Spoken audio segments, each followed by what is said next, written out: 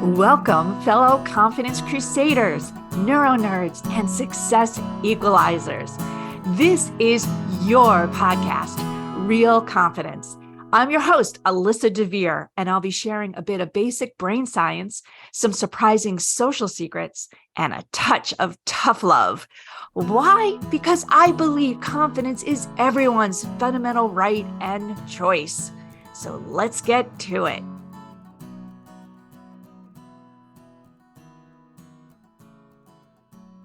One of my idols, Eleanor Roosevelt, once said, "You're unique, just like everyone else." Now, she didn't say that to me, but she said it as one of her many quotables. And I love it because what it says is, yeah, you are special and everybody else is too.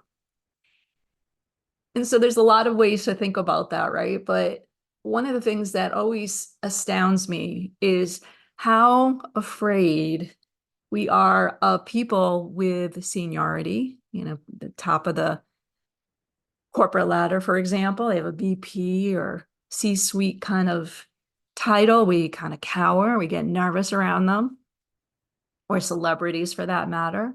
You ever met a celebrity like speechless and like, oh, or maybe even somebody just in your family makes you feel that way.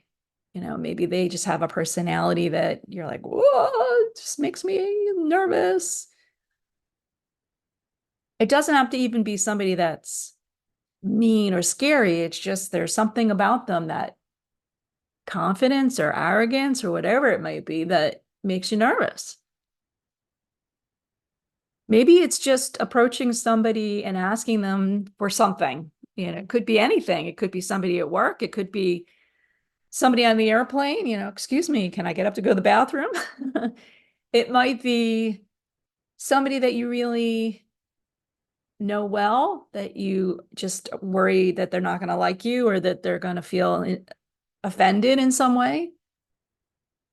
Or maybe it is just getting up in front of a bunch of strangers and presenting and saying, boy, they're not going to like me, when in reality, they don't even know you.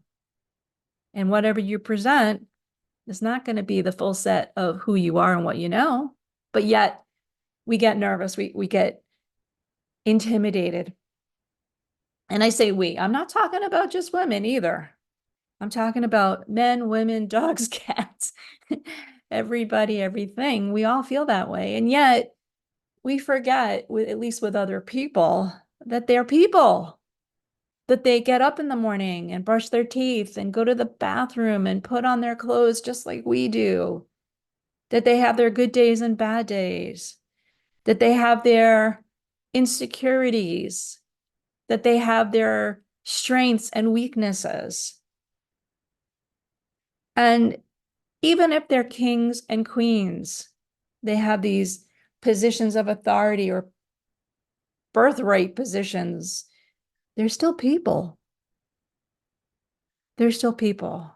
Now, sure, some of them may be better educated. I say better, differently educated. Some of them may have had better luck. Maybe they got born into better situations than we did. Maybe they have more persistence. Maybe they have more drive. Maybe they have better looks according to social norms. Whatever the case, but again, they pee and they dress every day, just like we do. Now, why does this happen? Why do we think that some people in these cases are more worthy? Why do we feel that they are somebody that we should be nervous around? It is a good question that I ask myself that anytime that somebody kind of makes my skin a little prickly, in the sense that I get a little nervous or anxious. And then I say to myself, why? Why does this person do that? And of course, it all comes back to they're not going to like me. I'm going to say something I'm going to regret. And then I say to myself, that's so silly. Because you know what? They probably have the same thoughts I am. Why? Because I'm awesome. Because you're awesome. Because you know what? We're people too. So anyone you meet has the same thoughts going in their head that you do. And even if they are very polished, very senior, maybe you say to yourself, oh, they would never think those kinds of things.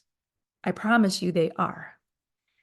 I also promise you that in many cases, it is situational. So for example, senior executives, we coached thousands of them, often are very confident in their zone of competence, meaning in their jobs, in their work.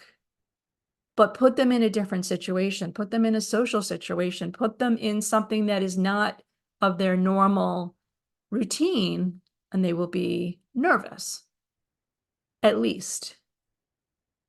They may say to themselves, well, I run a multi-million-dollar company. I can certainly play pickleball, whatever it might be.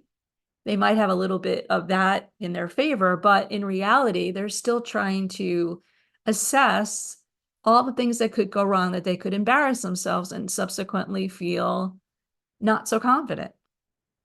Why? Because they're human, just like you and I. Now, people who have that arrogance, who have that bully behavior that makes other people feel less than, I hope by now in all the darn podcasts we've talked about this, that you recognize it's their own insecurity just being manifested in a way to try and make themselves feel better by making you feel worse. And so again, recognizing that that is a typical human behavior, unfortunately, but it doesn't have to make you feel badly about yourself. You should feel badly for them, that they have to resort to that. So I think in many cases, when we go back in any of the scenarios that I described, somebody that at work, somebody at home, a celebrity, somebody you've met in the past that made you feel uncomfortable, if you had thought to yourself in that moment, wait a minute, they're just another person. And you know how sometimes in the people will say, imagine your audience is in their underwear and make it, make a humorous situation out of it. I don't advise that. Don't do that. But remind yourself that they are wearing underwear, or at least you hope they're wearing underwear, just like you are, right? That there is a commonality, that you are not on a lower level. You're the same species. You have the same color blood inside. Yeah, even with the royals, they don't have blue blood. They have red blood, just like we do. So what can you do instead? Well, instead of being threatened, instead of feeling completely and utterly scared and worried, anxious, be excited to meet somebody who has such a different life experience than you do. Somebody who really every day, yes, they go to the bathroom, yes, they get dressed, but maybe in a really different way. I mean, the royals, crying out loud, they have somebody dress them, right? For the most part. Or maybe it's somebody who has the luxury of a staff who takes care of their food shopping and other things. So yeah, they're, I guess you could say lucky or more, whatever the words would be, there's something there that you're like, oh, that would be so cool. But ask them about it. Say, wow, that's really cool. I'm curious about it. What's that like? And oh, by the way, I do some pretty cool things. You want to know about me? Because you know what? They do. They do.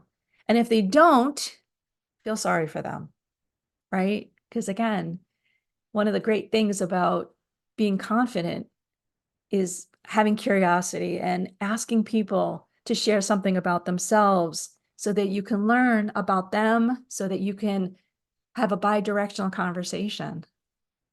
So ask them about themselves. Now, here's one thing that I have found that is magical, particularly with people who are very senior or higher up, is to say to them, is there something I can do to help you? And that might sound subservient. That may sound almost like I'm giving away the fact that I am not as good or senior as they are. And it's just the opposite. You know why? Because most of the time, people expect them to help them with their power, with their vantage point. But it's interesting when you say that to somebody who's senior, is there something I can do to help you? It almost makes it No, it doesn't almost. It does make it sound like, hey, I've got a lot to offer. I have connections. I have energy. I have resources. Is there something I can do to help you? And you might be surprised at their reaction. Like, wow, nobody ever asked me that. Or, no, I really appreciate that. Thank you. So you almost, I want to say you put yourself at the same level as they are, but in reality, what you're doing is saying, hey, you know what? I'm really capable. I can do some things too. And some things that they can't do, because otherwise, why would they need your help? Right? So I love that line. How can I help you? How can I make things easier for you? That's another way to say it as well. And when you bring a solution, when you bring a helping hand, you're not tossing more problems onto that person's shoulders. Now, particularly at work, you're not saying to that person, boy, I want to tell you about all the problems we have in our department, or, wow, there's something you should be aware of. I mean, sure, there's a time and place for that. But taking a positive, how can I help you? Like, what would be of value? Not only will you learn what kinds of things they could use some help with, and maybe you can help them. Wow, that's a great thing, right? But you're asking them to be vulnerable. You're asking them to tell you what are the things that are in their way that maybe you can't help in reality, but you make them think about it for a little bit. And that's a great gift too. So the antidote to being nervous, worried, is not only realize that the people that do that to you are also people, that they're human, but you can fend off that nervousness by just being curious, by asking questions, by offering help. Give it a try. Love to hear how it goes for you. It always works for me. And so please share your experiences. Thanks for being here.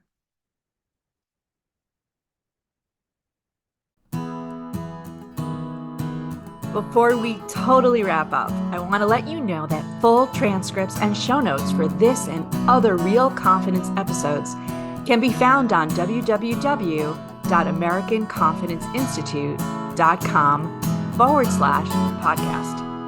I also want to remind you once again that the best way to get confidence is to give it to others, and you can do it just by liking and sharing this episode on your preferred podcast and social media channels. You can even give me some confidence by noting topics you'd like me to consider for the future. So for now, this is Alyssa DeVere. Thank you for helping to bring more confidence to the world. Master editing done by Ben Weinstein, with original music performed and composed by Jeff Mitchell. Real Confidence is a production of American Confidence Institute. All rights reserved.